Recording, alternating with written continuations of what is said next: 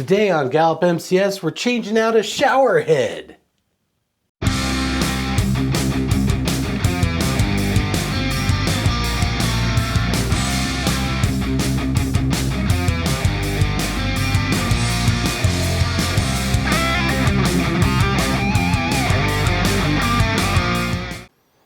All right, so before we get into the actual changing of the shower head, I wanted to give you guys a little bit of background on the situation here. So this homeowner moved into this house a while back. All of the fixtures in the house, including ceiling fans, light switch plates, towel bars, faucets, are all oiled bronze. When I asked the customer why they want to replace the shower head, I was expecting a different answer, because 9 out of 10 times they're like, their reason is it doesn't, it's like plugged up, or it has heavy dripping, but not where you want it to drip, or maybe it doesn't have enough pressure. And so that's usually the one where I say, okay, let's examine the situation, because when it comes to shower heads, water is going to come out of the pipe at the same rate of volume, no matter how big your shower head is. So if you want more pressure, you actually want a smaller shower head. If you want less pressure, you want a bigger shower head. The shower head that I'm installing today is mainly being installed for a couple reasons. One, the one that was on there is not oil, it's bronze. So it's chrome, so it doesn't match the other fixtures in the house. So that's number one. Number two is that the customer wants one with a detachable wand, so that, she's got a dog, she wants to wash her dog, and it makes it clean up the shower easier, just, those kind of reasons. So those are the two reasons. But when I saw the shower head that the customer picked out, I thought, I better ask her if she's fine with the pressure, because this thing is huge. If you look at that, that's about 4 or 5 inches shower head. This shower head is going to have the lowest pressure of probably any shower head I've ever installed. It's going to basically be gravity. Water's just falling out of it rather than being pressed out of it. And a lot of people are turned off by that, but this customer is actually exactly what you wanted, so it's perfect. So the change is really easy on a shower head. It's not that difficult. I mean, if you have basic tools, you basically only need 1 or 2 pairs of channel lock pliers and some towels so you don't scar up the metal. I'll go through all that as I change it out, but I thought I'd make this video in case you want to do it yourself or hire someone like me to come out and do it for you. It's something that's important. There's 100 things that can go wrong, but if you do it, follow what I show you, you should be fine with minimal incident. So let's go. All right, so let's get in here and let's start getting this old shower head off. This one's still in serviceable condition, so I'm going to try not to break it. I can probably donate it to Habitat for Humanity or something.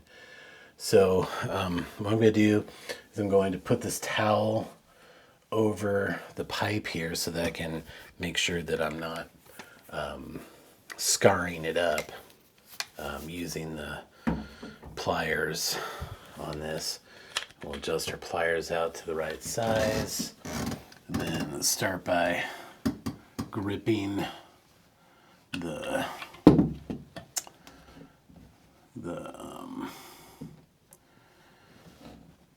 pipe from the wall, and then I'm just going to use this other wrench to try to break it loose enough to where I can unscrew it by hand once it's loose. See, there it goes. It didn't take much pressure. So now I can take my towel off and set my tools down here. And then we'll go ahead and start backing this off. sometimes these things can be really on there. You just want to come prepared for that.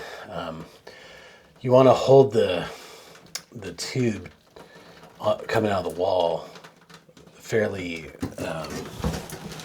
sturdily, because I can see right now at some point somebody actually, because this is actually angled, you can't see it from there probably, but it's not perfectly straight. So somebody's already monkeyed with this thing. And so what I'm trying to do here is prevent it from actually leaking inside the wall. So if you hold that nice and sturdy when you're back in the old shower head off, should be good. It looks like the seal in this is fine. These little tiny little dot things here, they always, sometimes they'll spray in all different directions, and you can, if you were gonna just maintenance this, you could just go soak in like some vinegar or something. It'll remove the calcification and other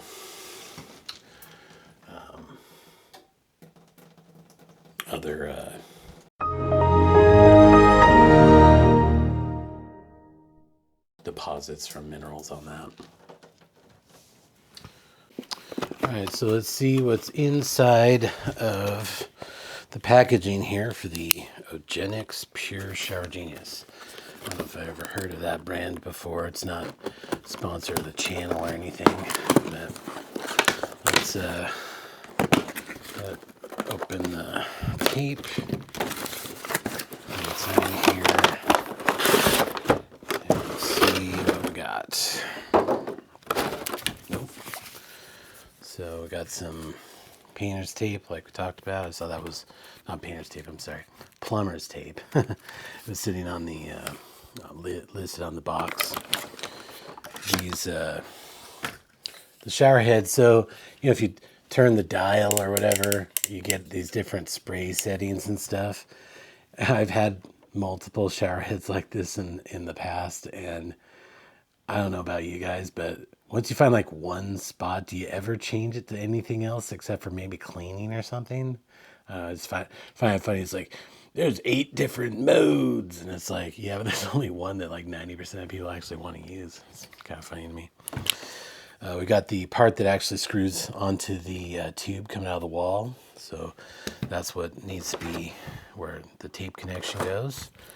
And then this shower head, it's actually, the tube here feels like vinyl. So instead, because sometimes these are like metal. So that's interesting. It might actually keep better in the shower. Maybe not. I mean, that's I don't know how that's gonna work, but we'll get to it, and let's get started. All right, so as you can see, I've already removed all of the old plumber's tape off of here. So this, I don't know if you can see, but there's the thread here is not very deep. So I don't know if I'm going to be able to get the plumber's tape on here without and have it not reveal after I put it on, but we'll see what's going on. So what I'm basically doing here is I'm just trying to find an edge and hold it tight and come over it. It's a little harder than with the actual roll. So let's back that off and try that again. And just want to come over the top a couple of times, get it on there tight as you go. There's some differing opinions on which direction to go. Some people say you should go clockwise. Some people say you should go counterclockwise. I find that I've done both, and I haven't found there to be any significant difference.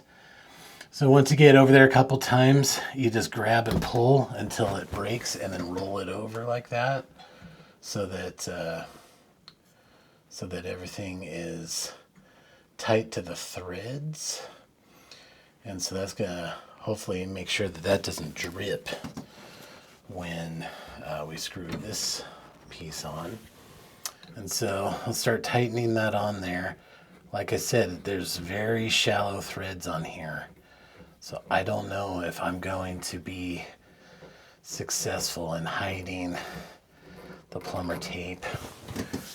You don't have to, but I find that it's a bit more presentable if you don't see the plumber's tape on these. But this particular shower head, it's only like a 1/4 inch. And the tape is 1/2 inch, so there's no way to really avoid it. So I'm just going to get ahead and get this tightened on. Like I said, you want to be real careful. You could almost just get these on hand tight. I like to give it just a little bit of a turn once it's hand tight to just snug it on there. And I'll do that using the pliers and the towel like before. There's not much you need to see this close up anyway. So I'm going to put this towel over the hardware so that I don't gall it up. And I'm just going to tighten it until it feels snug. And that should be more than enough. Like, you shouldn't have to torque it on there. Okay, so now I'm just turning this piece. This piece remains still. Obviously, the shower head itself needs to be connected. There is an O-ring inside here. There's an O-ring inside the hose. And so I'm going to try hooking it up without paint or plumber's tape on this thread. This is plastic anyway, or aluminum. I think it's both. Aluminum on this one, plastic on the other one.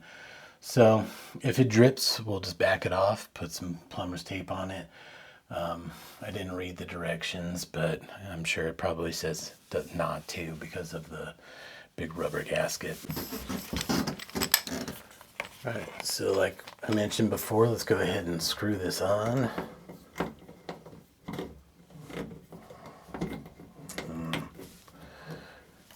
need to let that hang. Come in here. There we go. I'm just gonna give it, Tennessee handshake on that one. And this vinyl tube is pretty stiff and it's kind of bent. I got to try to straighten it best I could, but I think once we get this going, I'll run some hot water through it for a few minutes and that'll maybe help it slack. And then when it cools down, it'll kind of hold its new shape. This thing's interesting because it's like a magnet. So it's just kind of magnetized to it, I guess. Yeah. Then there's a little button here to release it, and then you can just take it off and clean your dog or whatever. Okay. I don't know if this shampoo thing can stay where it's at for the long term. But maybe, like I say, once this vinyl softens up, maybe that can just go off to the side or something. Probably not, but we'll see. Also, I don't know about that. It's pointed straight to the back. So I think I'm going to take this off and advise the customer that that needs to be in a different spot. Because now we can actually change the angle so that it's pointed in a more natural position. All right, so okay, get it pointed straight at me. I'm not gonna stay standing here when I turn it on. But let's go ahead and turn it on and check for any leaks here and here. This spot not so much, but we don't want any water getting on this wall here. This is a wood shiplap, but even if it was drywall, we wouldn't want it to get moldy or anything. So we'll go ahead and turn it on and let it heat up and check for leaks. Oh boy, that's a setting. Maybe we can change that to a, okay, that seems more of a natural setting. No, I'm gonna try to get up here and not get too wet, but I feel no moisture around either of these. There's nothing anywhere that could be a problem. So I'm gonna go ahead and say that that's a complete job. Like I say, I'm just gonna let it warm up for a minute, maybe get some slack in this vinyl, get some of the kink, some of the bends out from packaging. I'm gonna go ahead and recycle the packaging. I'm gonna keep that shower head in case it needs to go for like an emergency between changes if somebody's actually breaks. Or I might donate it to Habitat for Humanity and just get it onto the next owner. But until next time, hope you guys have a great week. I appreciate you watching. Like and subscribe, of course. Ring the bell for notifications. I come out with a new video every single Friday. So if you check back every Friday, hopefully there will be something you can learn from, something that's entertaining and fun. Until then, have a great week. It's Christmas next week, so Merry Christmas.